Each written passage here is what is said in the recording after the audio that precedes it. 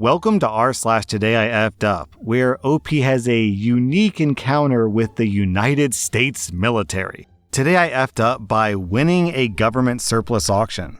I get a break here because it happened when I was 13 years old. I was a young wannabe photographer, and I'd been researching the cost of setting up my own darkroom. It's a mostly lost art. You need an enlarger, film tanks, chemicals, paper, and dozens of other pieces of equipment. Plus, you needed a light-proof room with decent ventilation. My parents were mostly supportive, if not mostly disinterested. I was allowed to come and go as I please, and they were willing to let me use an unused bathroom at our house to set up my erstwhile darkroom.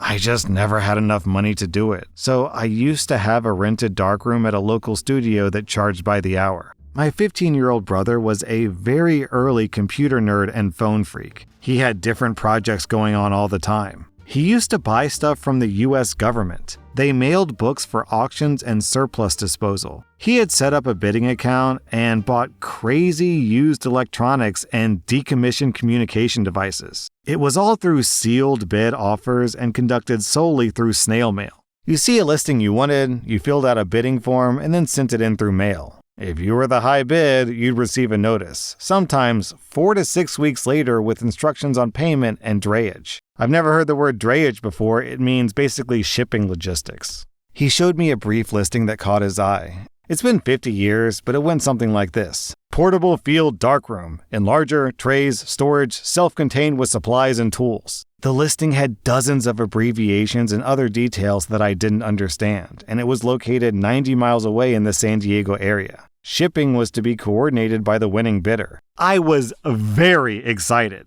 My brother had gotten electronics and tools for pennies on the dollar. He agreed to send a bid for me. After much deliberation on how much to bid, we came upon the magnificent sum of $80. There was little to no chance that I would win, but who knows? We sent off the bid. When the end date came and went, I breathlessly checked the mail daily to see if I won. Finally, I received a very official-looking envelope with basically a notification and an invoice. I won! We paid through a postal money order and received instructions on where to collect my triumphant spoils. This is where things go sideways. We just had no way of getting the stuff picked up. It was miles away. I didn't even have a bicycle at the time. My brother worked out a deal with a super shady guy named Lance who had a mini truck for a tank of gas and some swiped booze. We were mobile. We drove down to the warehouse with my paperwork in hand. Turns out we were going to a Marine base. There we were, my brother, a slightly chubby freckled redhead, me, a scrawny prepubescent doofus, and Lance, a long-haired stoner straight out of Dazed and Confused. He was wearing a Mr. Zog's Sex Wax t-shirt. As we got closer to the gate, Lance starts freaking out.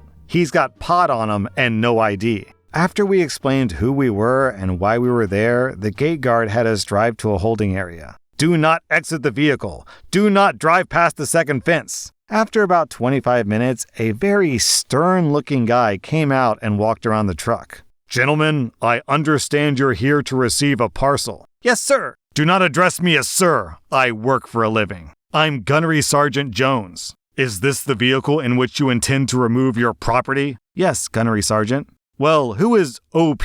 Well, me, sir. Gunnery Sergeant. He said to follow him. He took us to a dusty field and storage yard where we passed building after building of neglected green junk. Everything was covered in tarps and tied with rope. He finally stopped and said, "Do you see the problem here?" Huh? What? This is your darkroom. We were in front of a dilapidated 20-foot-long trailer from no later than 1960. It was filthy and sitting on very low tires. He opened the door. Go ahead. Watch out for mice and spiders. Inside was as awful and rotted as the outside. Boxes of old photographic supplies, unrecognizable canisters, and an ancient vintage enlarger that was probably state-of-the-art when Ike was in the White House. I was crestfallen, feeling dumb. Gunny chimed in with, I don't think Cheech's rig will tow this thing. Tow this thing? I wanted to get out of here and never look back. I asked, what happens if we don't pick it up? Kid, unless you're hiding a diesel rig somewhere, that thing's going nowhere. So we left. As much as I wanted to split the blame with my older brother, this was on me. I told him it was a great deal and that I knew everything on the listing. My money was gone, but the worst was yet to come. Sometime in the next few weeks, we started getting official-looking abandoned property letters and notice of forfeiture, and then it happened. I came home from school one afternoon, and there, in front of my house, was the green beast. My horror was compounded by the fact that it was blocking the driveway. There was no hiding from this. I went inside. I remember closing the drapes as if my parents wouldn't notice it when they came home, and started frantically calling the numbers that I had for the warehouse. It was about 3 or 4 tries in when I finally got someone on the line who could help. Yeah, we had a load going over to Oxnard, and the gunnery said to drop it off on the way. I said, "Are you crazy? I'm a 13-year-old kid." And the guy on the other end said, "Well, according to the Department of Disposal, you're the owner of a surplus trailer," and hung up. About this time, a small group of nosy neighbors and kids, most of them my friends, had gathered around to see the green behemoth. This was perfect timing, as my dad was rounding the corner in his brown 1972 Fleetwood Brougham. My parents were not exactly engaged helicopter parents. My siblings and I pretty much did whatever we wanted with little to no supervision. They only got involved when our antics disrupted their lives. Like now. My dad basically said, "Deal with it." Over the next few days, I cleaned it out and I was able to move it so it wasn't blocking the driveway. I had 8 kids pushing it. After a few days, we decided to run an ad in the LA Recycler. I sold it to a hippie who showed up in a vintage postal truck and gave me $50. I eventually built my darkroom, and my family still teases me about the beast. Our next Reddit post is from Fuzzy One. I have twin 3-year-old boys, and they're very active and silly. Well, the other day, I was doing some yard work and using my leaf blower to clear away some grass and dirt. Naturally, my sons are infatuated with it, so I use the leaf blower on them, and they love it. I started chasing them around the neighborhood with the leaf blower, pretending they were leaves. Good old wholesome father-son fun, right? Well, naturally, now they want me to use the leaf blower on them all the time. No biggie, it's a fun game, and I like playing with my electric leaf blower. Only now, it's everywhere, including places where I don't have my leaf blower. So instead, I have to pretend to blow them away like I'm blowing out a candle. Still fine. All day for the last 3 days, it's been, "Dad, can you blow me away?" Very cute stuff. Well, this morning we're at Target and the kids are getting a tad squirrely. They wanted to go to the park, and I said that we can go after we finish up here. They're dancing around the aisles being toddlers. Then my son comes up to me in the main aisle, and in the biggest toddler yell shouts, "Dada, can you blow me?" Cue 5 people turning around to look at me and my kid. You'd think by now I'd be immune to toddler-based embarrassment, but nope. So me, in my quietest voice, face feeling redder than a Macintosh apple, responds, "Buddy," inside voice, "do you mean that you want me to blow you away?" "Yes, blow me, blow me." He jumps up and down. The other one says, "Yeah, blow me too, Daddy." Boys, inside voices, please. You mean blow you away, right? How do you ask for that? "Please, may you blow us away?" I blew them away, and they go dancing off like leaves. The others who are watching snicker and giggle. One of the other guys nearby gives me a knowing smirk that clearly said, "Been there." I proceeded to finish off the quickest Target run of my life.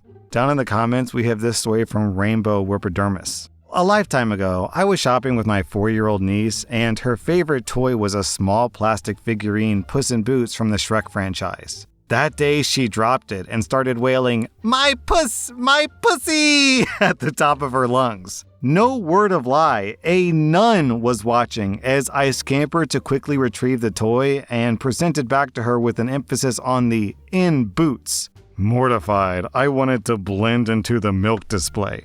Today I effed up by leaving out my Kong while I was at work. My wife's been out of town for the week, and since I've been working crazy hours, I asked my mom to stop by the house, let the dog out, feed him, and keep him company until I could get myself home. Now, here's where it gets mortifying. When my wife is away for extended periods, I have a personal toy. It's blue, hourglass shaped, and let's say ergonomically designed. My wife is fully aware of it, and even jokingly nicknamed it my Kong. Anyway, before I went to bed after my last shift, I washed it and left it on the dish rack in the kitchen. Usually I put it away immediately, but I guess I was overworked and I passed out without thinking twice. So fast forward to today. I come home after 16 hours of nonstop work. I'm exhausted, dead on my feet, and just ready to fall into bed. I walk in and there's my mom on the couch, happily playing with the dog. And in the dog's mouth, the Kong, covered in peanut butter. I freeze, just completely short circuit. My mom gets up to greet me and goes, "He just loves his Kong." Immediately, she can tell something is up and asks, "Is everything okay, sweetie?" I mumbled something like, "Yeah, just a long day," and stumbled off before I could burst into flames on the spot. My mom didn't stay long. Thank God. She just left me a plate of food and went home. As soon as the door closed, I sprinted around the house trying to catch my dog, finally wrestled the Kong from him and chucked it in the trash like it was radioactive. Now I am laying in the bed, sleep-deprived and emotionally destroyed, trying to decide if I'll ever be able to look my mother in the eye again, or if I should tell my wife, or if I should just disappear. So I left my toy on the drying rack. My mom mistook it for a dog toy, filled it with peanut butter, and gave it to my dog. Update. I just told my wife. After almost passing out from laughing so hard, through a smile, she scolded me for leaving it on the dish rack. Admittedly, it wasn't the first time she's told me not to leave it there. Somehow, I think this time the lesson has stuck. The top post. Well, at least your wife will know what to get you for your birthday. Today I effed up by checking my dead grandpa's laptop. I am absolutely freaked out right now. My grandpa died a bit over a year ago. Today, my grandma had me see if his old laptop still worked. I plugged it in and turned it on. I wanted to see if the keyboard worked normally, so I opened Google and typed in the letter B. Right as I did that, Best Chinese Adult Content popped up. I thought, oh my God, what do I do? I've only heard stories of this. I couldn't help myself. I checked the search history. Adult content everywhere. Nothing but adult content. Japanese stuff, Russian stuff, mommy kink, piss kink, everything. He didn't use this laptop for anything but adult content and occasionally potato salad recipes. Of course, everyone can watch what they want if it's legal, but I never would have thought that about my grandpa. He was always just a sweet old man. You know, I can't help but notice that the word for adult content, 4 letters, you guys know what I'm talking about, has the same 2 starting letters as potato salad, both P-O. And then also R is right next to T, so I wonder if the searches for potato salad was actually him trying to type in the other P word and his finger slipped. So actually, it was all adult content. Today I effed up by cleaning out my aunt's house. You won't believe what I found. So my aunt passed away 2 weeks ago, and she was a pretty all-around solid person. She didn't have anything weird or abnormal about her, as far as I knew. We attended the funeral. It was super sad, and we miss her, of course. I spoke to my mother, and we believed that it would be best for us to clean out our house to not make the other family members have to do it since she lived alone. When we were cleaning up in the bedroom, we found a loose tile. We were curious, but not much, and started working on the furniture. At one point, I tripped over the tile. Angrily, I kind of pounded the floor. When I did, I noticed the tile shift as if it were in a frickin' movie. I moved the tile and found a ton of stuff. Videotapes and magazines of adult content to start with. And I'm talking everything. One was labeled feet and the other was labeled daddy. We also found weapons, ammunition, knives, and then, if that wasn't weird enough, we found what looks like some kind of small canister. We also found bottles of vodka from 30 years ago that were full, and even a decent amount of cash. What do we do? What did I even find? Was my aunt some secret agent? Was she a murderer? Or was this something even she didn't know was there? Couldn't be because it was so obvious. I don't know. That was rSlash Today I Effed Up, and if you like this content, check out my Patreon where I publish extra episodes. Also, hit that subscribe button because I put out new Reddit videos every single day.